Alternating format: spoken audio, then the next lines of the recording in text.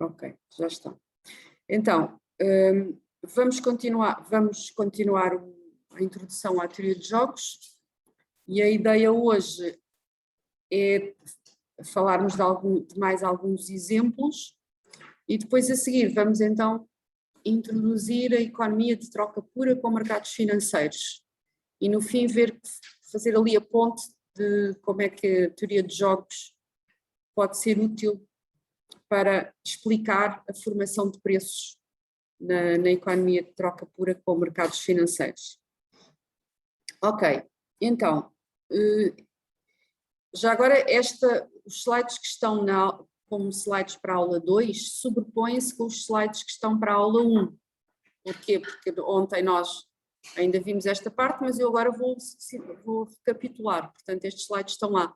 De qualquer maneira, eu no fim vou pôr os slides todos completos, vocês vão ficar com os slides todos completos, ou seja, vão ficar com eles partidos por aula e depois no fim a coleção completa e sem haver slides que se sobrepõem. Então, relembro que para definir um jogo, na forma normal, o que nós precisávamos era de um conjunto de jogadores, precisávamos de um conjunto de estratégias para cada jogador, que eu aqui estou a denotar por SI, e precisávamos depois de uma função payoff, que está definida no produto cartesiano do conjunto de estratégias de todos os jogadores e que nos dá o payoff de cada jogador dado um perfil de estratégias, ou seja, dado um vetor com as estratégias de todos os jogadores. Esse vetor, que eu chamo de perfil de estratégias, no modelo geral denotamos como sendo um vetor com estas n coordenadas. Este vetor S tem S coordenadas e S1 é a estratégia escolhida pelo jogador 1, S2 é a estratégia escolhida pelo jogador 2, Sn é a estratégia escolhida pelo jogador N. Usando esta notação eu posso definir o que é o equilíbrio de Nash de um jogo. De uma maneira informal nós dizemos que o equilíbrio de Nash é um perfil de estratégias tal que nenhum jogador tem incentivo em mudar a sua estratégia dadas as estratégias dos outros. Então eu denoto por S-Z as estratégias dos outros. Então a definição formal de equilíbrio de Nash seria um perfil de estratégias S', portanto com uma estratégia para cada jogador. Este perfil S' é um equilíbrio de Nash se, dadas as estratégias dos outros, se o jogador I escolher qualquer uma outra estratégia no seu conjunto de estratégias SI, o payoff dessa estratégia alternativa, o seu payoff com essa estratégia alternativa é menor ou igual do que o payoff com a estratégia S'(I). E isto tem que ser verdade para todos os jogadores. Portanto, isto é a definição matemática do equilíbrio de Nash. Quando eu digo que o equilíbrio de Nash é um perfil de estratégias em que nenhum jogador tem incentivo em mudar a sua estratégia dadas as estratégias dos outros, em termos formais, o que isto quer dizer é que o payoff para o jogador I do perfil de estratégias S' é maior ou igual do que o seu payoff se ele mudasse a sua estratégia para uma outra estratégia alternativa SI no seu conjunto de estratégias. E a moda para a estratégia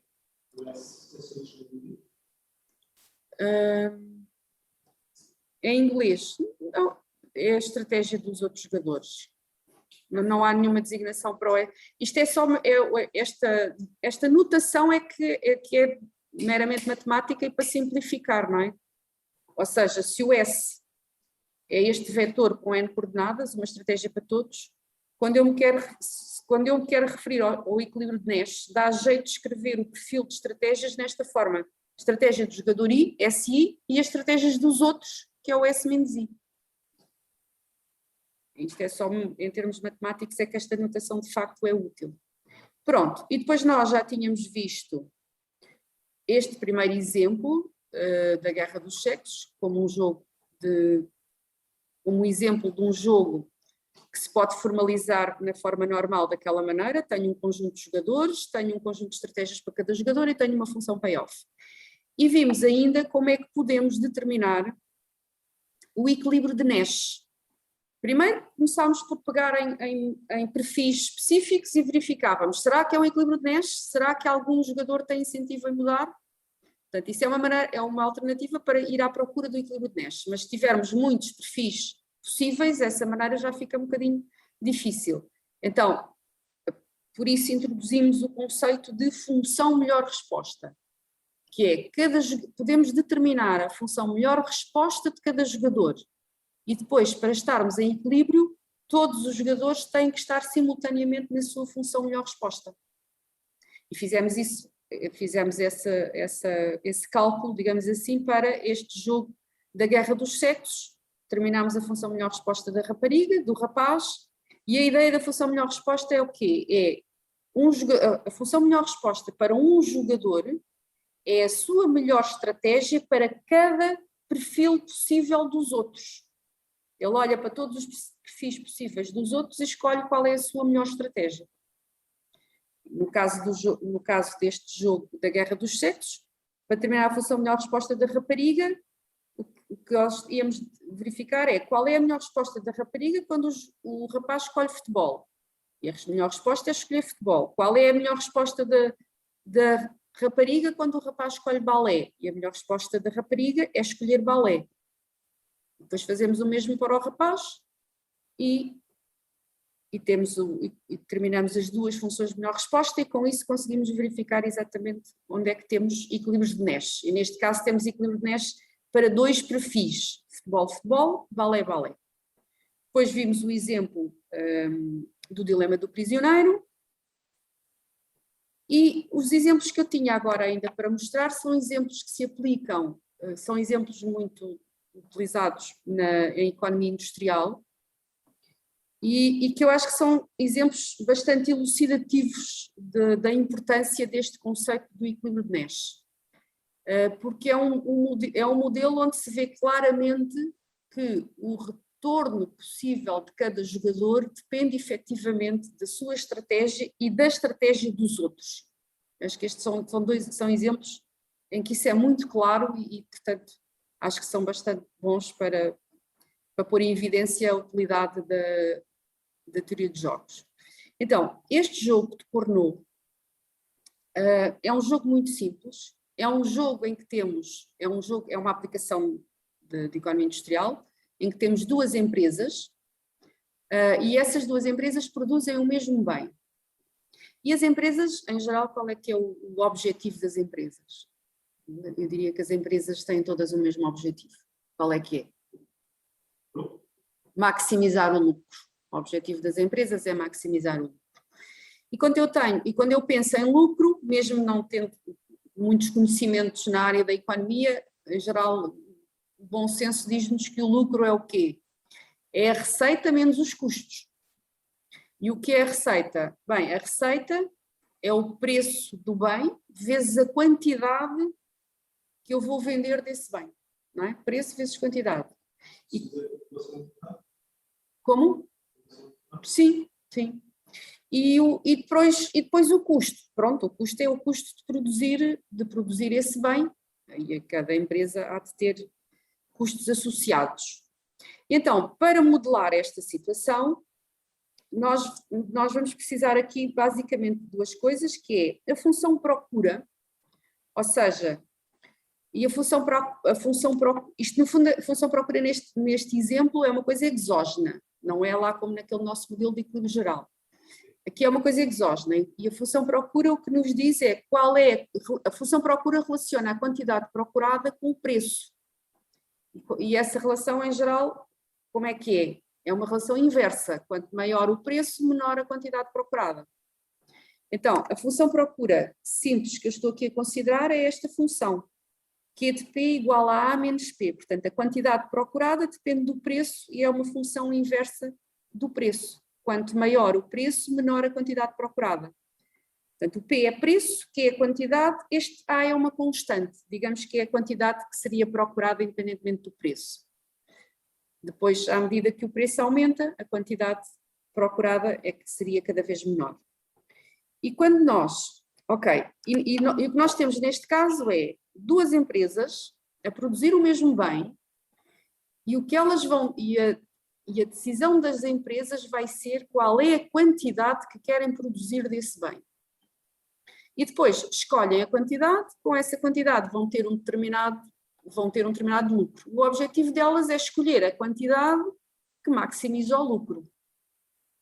E agora podemos já começar aqui a pensar, então, e onde é que existe aqui interação? Porque é que a decisão de uma empresa pode afetar, ou porque é que a decisão de cada empresa afeta o lucro das duas, digamos assim?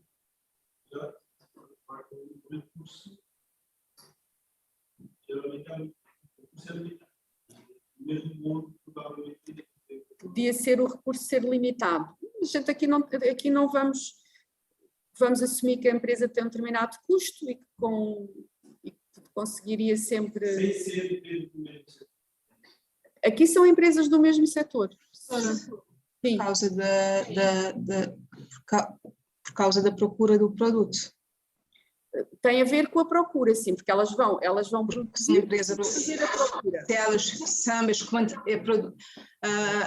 digamos que o mercado procura X, e se ambas, por causa da opção do consumidor. Sim, e a resposta, ou digamos que a resposta à pergunta que eu estou a fazer vem agora, já vamos começar a ver a resposta aqui quando pensamos na função inversa da procura. Ok, eu primeiro introduzi a função procura, que diz qual é a quantidade procurada a um dado preço. Se eu inverter esta função, o que eu tenho é o preço escrito em função da quantidade. Ok? O preço depende, ou seja, quanto maior e aqui pensamos ao contrário, quanto maior a quantidade oferecida no mercado, disponível no mercado, menor será o preço. Exatamente, sim. Então, então na prática o que é que vai acontecer? Como a quantidade que vai estar disponível no mercado vai ser exatamente a soma da quantidade produzida pelas duas empresas, porque as duas empresas estão a produzir esse bem, então o Q grande, que é a quantidade presente no mercado, vai ser a soma da quantidade produzida pela empresa 1 e pela empresa 2. Então, o preço, quanto é que vai ser? Vai ser A menos Q, mas Q é Q1 menos Q2. Aliás, Q é Q1 mais Q2. Portanto, o preço, ou seja, aqui a grande conclusão é que o preço que vai prevalecer no mercado vai depender da quantidade produzida pelas duas empresas. Como o lucro depende do preço, o lucro vai depender da decisão de cada uma das empresas. Uma questão, professora, porque é que a senhora fala sempre de procura, mas não fala da oferta? Por exemplo, neste caso aqui era mais fácil explicar se estivesse a falar de oferta e procura, porque se a oferta é muita, a procura, se a oferta é muita, o preço baixa. Se a oferta mas é fala sempre na ótica da procura. Isso é a chamada função inversa da procura. Portanto, eu na verdade estou a falar das duas funções ao mesmo tempo, porque uma é inversa da outra. Eu começo pela procura e depois passo para a inversa da procura. E é a inversa da procura que me permite dizer que efetivamente neste modelo há interação. Então, se eu quiser, e agora já posso começar a fazer a pergunta, ok, esta é a situação, será que eu consigo modelar isto como um jogo de NES? E para conseguir modelar como um jogo de NES, o que é que eu preciso dizer? Qual é o conjunto de jogadores, qual é o conjunto de estratégias para cada jogador e qual é a função payoff de cada jogador e será que esse payoff efetivamente depende da estratégia de todos? O payoff é a função de... Começamos pelo conjunto de jogadores, sequencialmente. Então, conjunto de jogadores, quantos temos?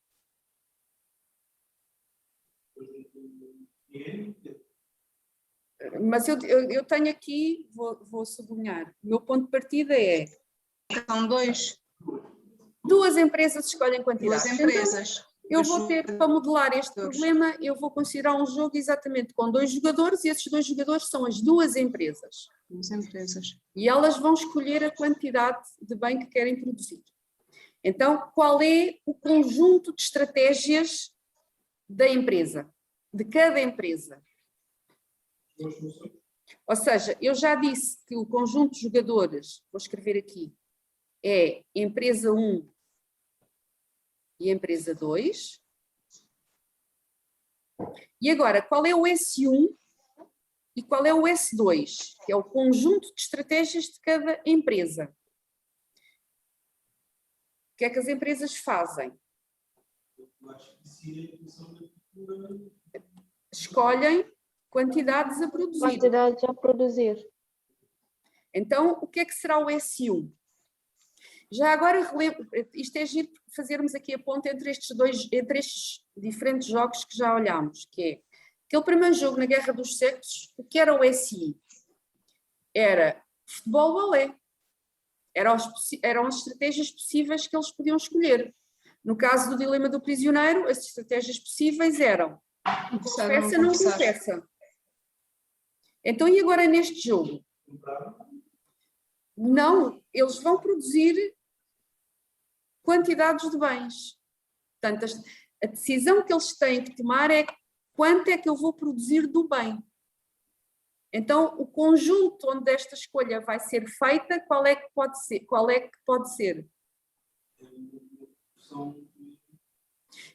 Pronto, estou a dar um compasso, porque isto é muito interessante, que é o conjunto de estratégias dos exemplos que vimos até agora, o conjunto de estratégias é um conjunto finito. 2 estratégias num caso, 2 estratégias no segundo caso, discreto, finito, discreto. E agora, será que ainda vai ser finito, discreto? Agora o que eles têm que escolher é a quantidade que querem produzir.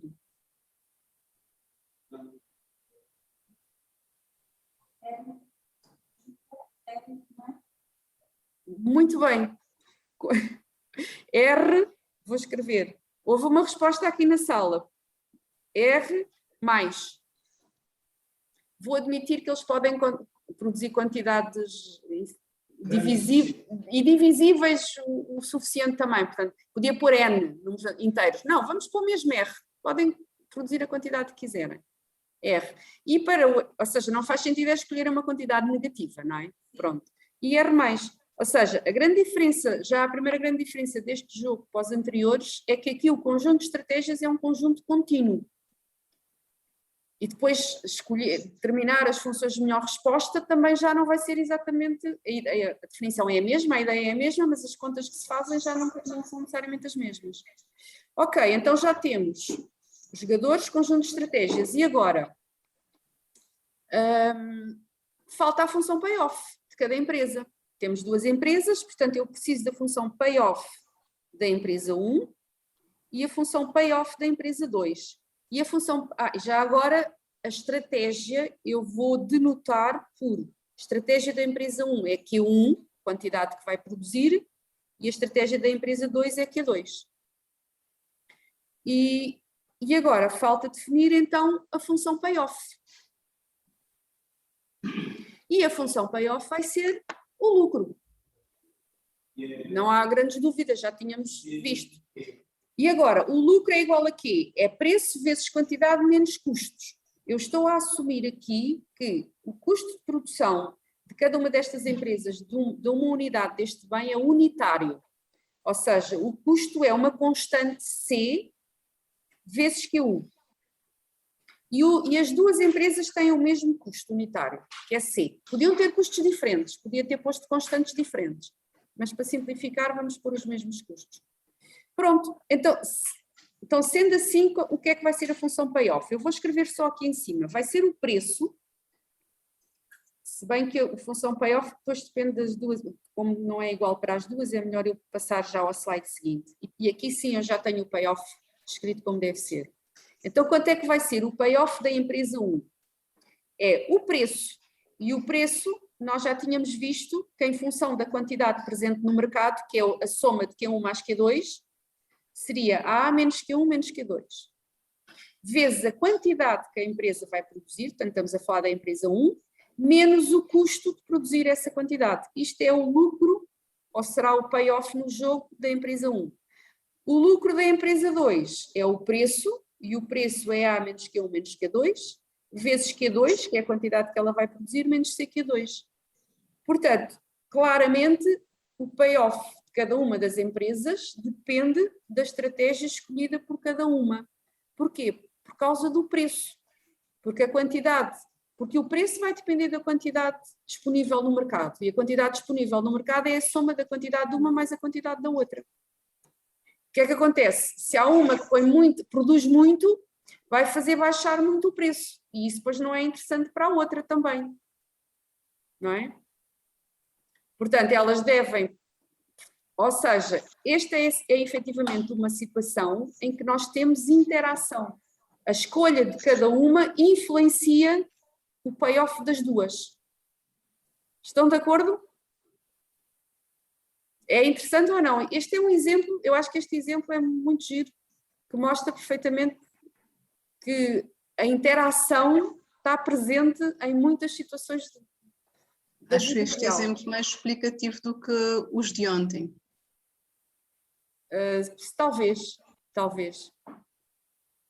Se bem que na guerra dos sexos, se eles decidirem um ir para o balé, outro ir para o futebol, vão estar super infelizes. Porque tem um payoff muito mau. Pronto. Então já temos aqui o jogo. E agora, a pergunta é, e o equilíbrio de Nash? Será que encontramos um equilíbrio de Nash? Quais retas? Ainda não estou aqui a ver retas nenhumas. Hã? Mas vocês já viram as retas. Então, para determinar o equilíbrio de Nash, neste caso, o que faz sentido fazer é exatamente determinar as funções de melhor resposta de cada uma das empresas e depois fazer a interseção. E o que é a função de melhor resposta agora de cada uma das empresas? Então, função de melhor resposta da empresa 1. Como é que nós vamos determinar? Qual é a ideia que está subjacente à função de melhor resposta? A empresa 1 tem este lucro. Então a pergunta é, dado o que a outra empresa está a produzir, qual é a quantidade que a empresa 1 deve escolher para maximizar o seu lucro? Ou seja, para determinar a função de melhor resposta da empresa 1, basicamente o que nós temos é que determinar o Q1 que maximiza esta função, olhando para o Q2 como se estivesse fixo.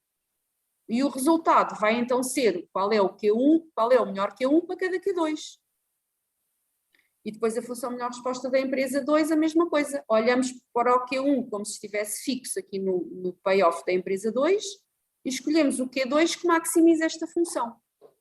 Este exemplo é simples, estas duas funções são quadráticas, os máximos vão estar no vértice, são quadráticas e com a concavidade voltada para baixo, portanto têm máximo. Como é que encontramos? Ou podemos fazer a conta, podemos derivar em ordem a Q1 e encontrar o... Vou fazer só para a primeira empresa. Então, o lucro da empresa 1 depende de Q1 e Q2, era A menos Q1 menos Q2, vezes Q1, menos C vezes Q1.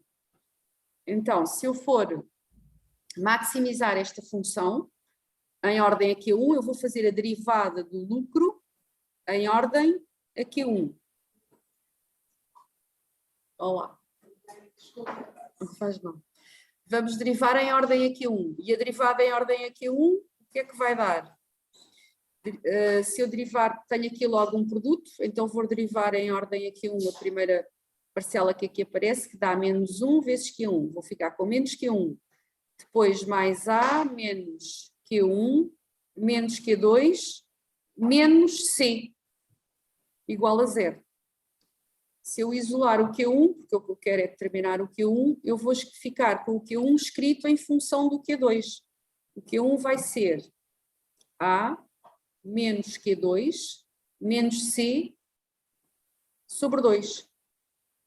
Ou seja, esta é a função melhor resposta da empresa 1. Ou seja, quando a empresa 2 produz Q2, A melhor resposta para a empresa 1 é produzir A menos Q2 menos C sobre 2. Portanto, isto é a função melhor. Ou seja, eu posso agora escrever isto desta maneira. Isto é a função melhor resposta da empresa 1. Ou seja, para cada Q2 que a empresa 2 produz, o melhor para a empresa 1 é produzir esta quantidade. E esta conta posso fazer também para a empresa 2, determinar a função melhor resposta da empresa 2. A empresa 2, o seu lucro é A menos Q1 menos Q2, este é o preço em função das quantidades, vezes Q2 menos CQ2. Se eu derivar em ordem a Q2, vou ter menos Q2 e depois mais A menos Q1 menos Q2 menos C igual a 0 e daqui sai que Q2 é A menos Q1 menos C sobre 2. E eu agora posso desenhar estas duas curvas que estão aqui, que são as funções de melhor resposta, no plano Q1, Q2. E se eu desenhar no plano Q1, Q2, o que eu vou ter aqui são retas. E eu ainda tenho aqui um bocadinho de espaço, ainda vou aqui aproveitar. São retas. Se eu puser o Q1 aqui em baixo e o Q2 neste eixo, a função melhor, a mais imediata de desenhar é a função melhor resposta da empresa 2, porque eu tenho o Q2 escrito em função de Q1. É o mais fácil, o mais imediato de desenhar é isto. Q2 escrito em função de Q1. Isto é uma reta que tem declive negativo menos 1/2. Portanto, uma reta com declive negativo menos 1/2 faz qualquer coisa assim. E a outra, esta é a função melhor resposta da empresa 2, vou chamar R2. E a melhor resposta da empresa 1, que eu vou buscar aqui tinha que escrever agora o Q2 em função de Q1 para ver o declive, mas o declive vai ser menos 2. Também tem declive negativo e é menos 2. Ou seja, é mais inclinada, tem declive negativo, mas é mais inclinada. Vai fazer isto. Esta é a melhor resposta da empresa 1, que esta era de 2, não é? Este meu 2 às vezes parece mais um 1. Ou seja, onde é que está o equilíbrio de Nash? O equilíbrio de Nash está aqui. Este é o Q1 asterisco e este é o Q2 asterisco.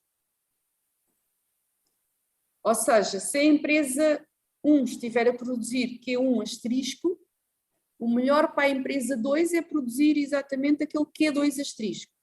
Se a empresa 2 estiver a produzir Q2 asterisco, o melhor para a empresa 1 é produzir o Q1 asterisco.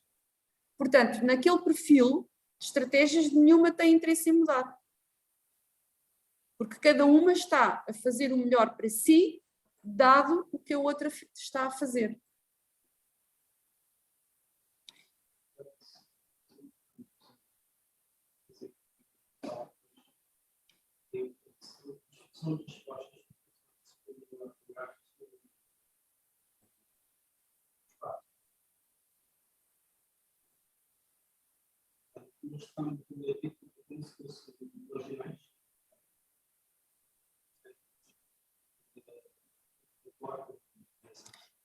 Não, a função melhor resposta qual é o Q1 para cada Q2. Então isto é uma função no espaço Q1, Q2. Ou seja, a melhor resposta da empresa 1 é Q1 como função de Q2. E a melhor resposta da empresa 2 é Q2 como função de Q1. Ambas, isto são funções apenas de uma variável. O Q2 é função de Q1.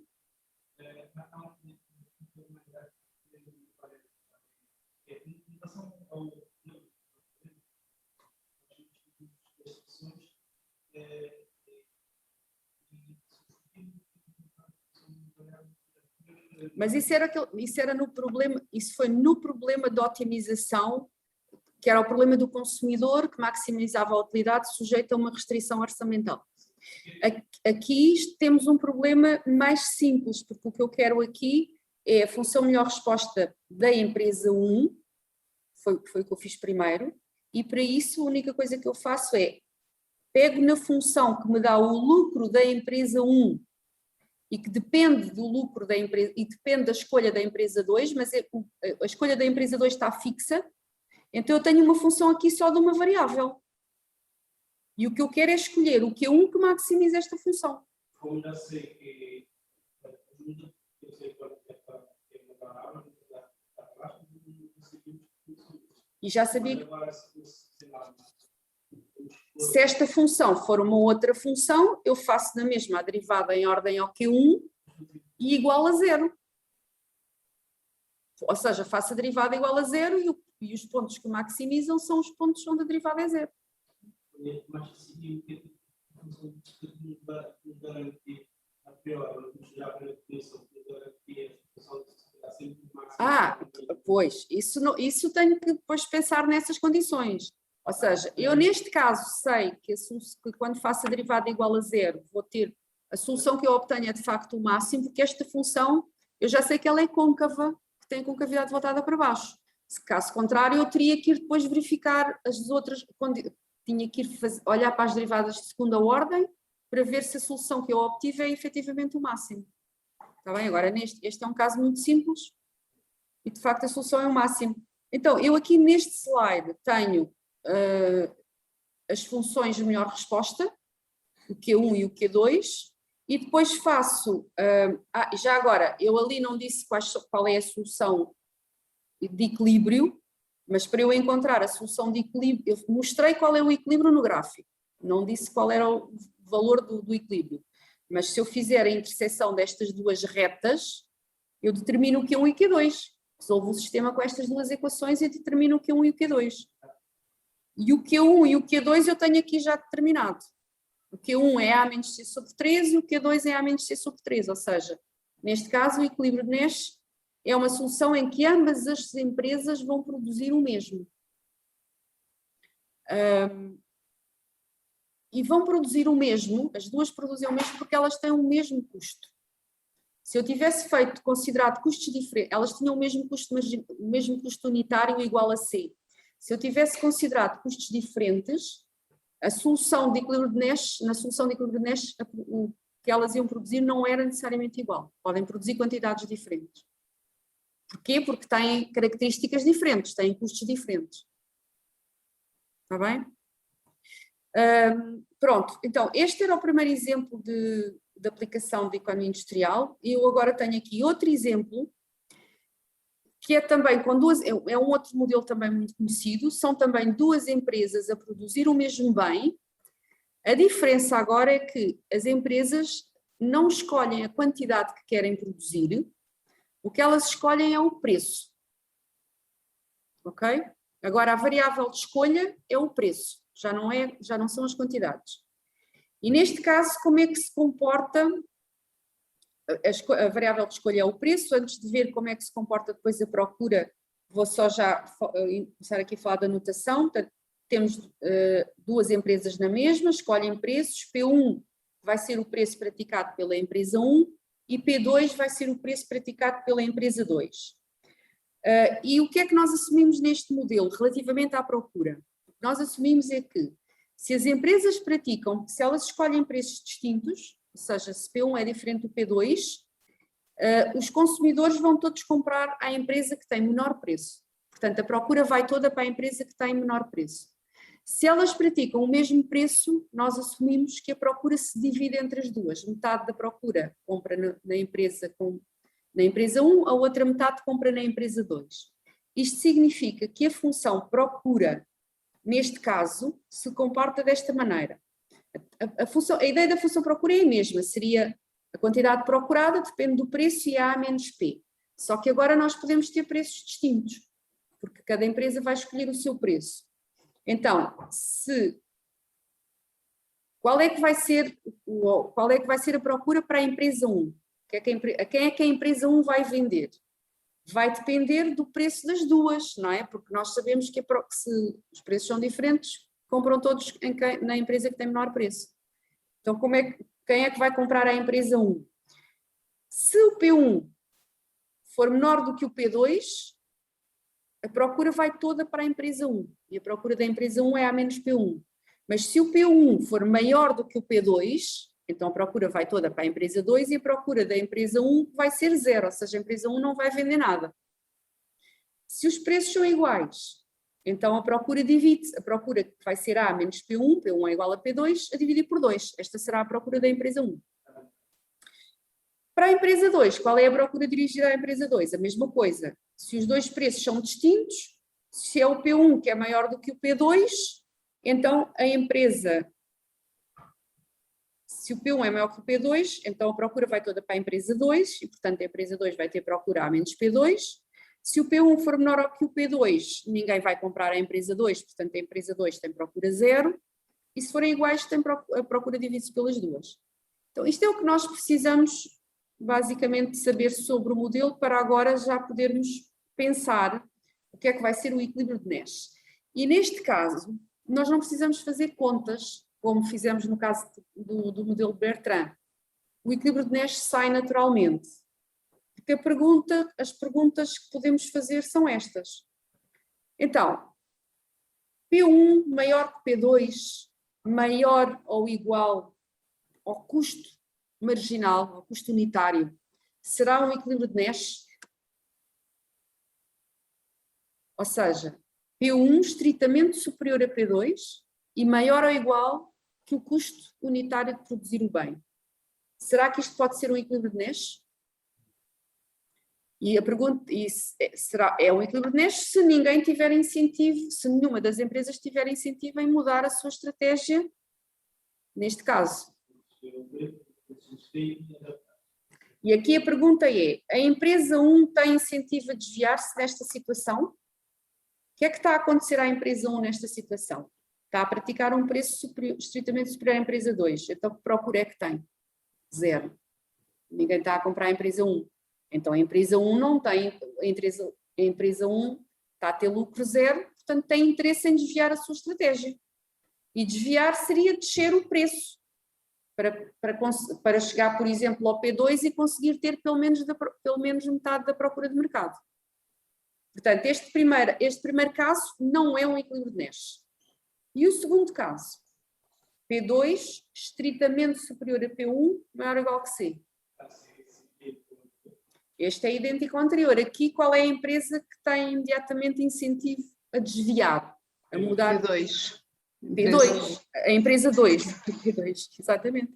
A empresa 2 tem incentivo a desviar-se. E o terceiro caso, será que é um equilíbrio de Nash?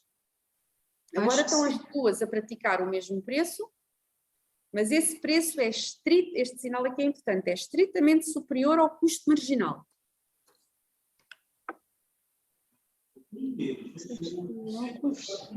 Não. A pergunta é, o terceiro caso é um equilíbrio de Nash, alguém tem incentivo a desviar, ou dado que o outro está a fazer, as empresas não têm incentivo a desviar?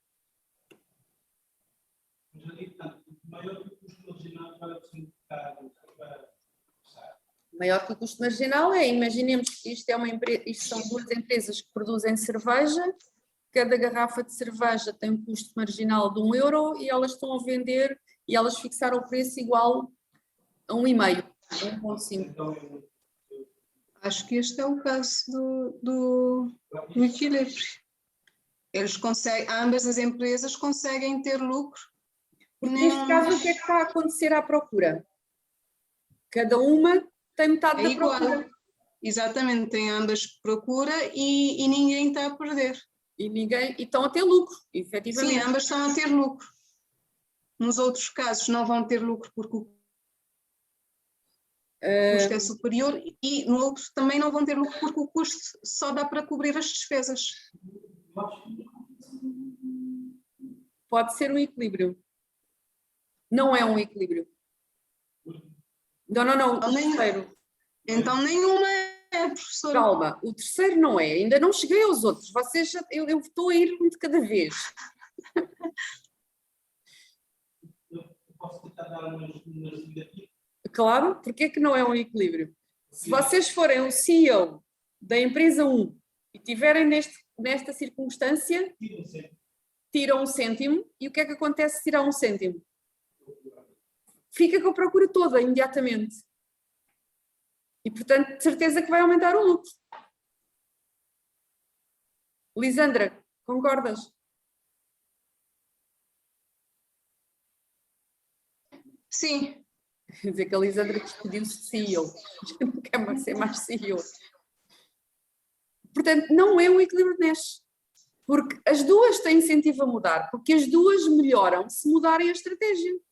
Se baixarem, dado o que a outra está a fazer, baixa um bocadinho o preço e fica com a procura toda. Se fica com a procura toda, baixando ligeiramente o preço, o lucro aumenta. Com certeza, não é? Hã?